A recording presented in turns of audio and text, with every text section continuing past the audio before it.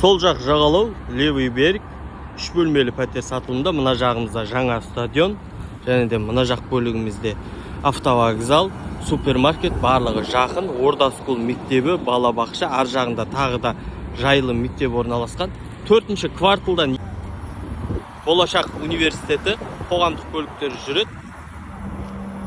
4-ші квартал, 5-ші дом, 3 бөлмелі пәтер сатылымда.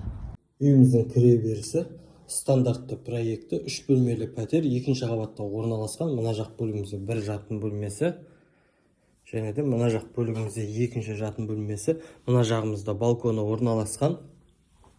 Үйдің жалпы ауданы 67 метр квадрат, 2021 жылы салынған. Үйіміздің қонақ бөлмесі, және де мына жақ бөлігімізде лоджиясы бар.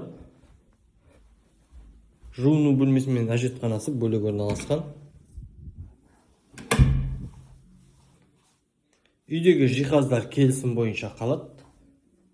Ас бөлме. Басқа да сұрақтар жөнінен хабарласыңыздар.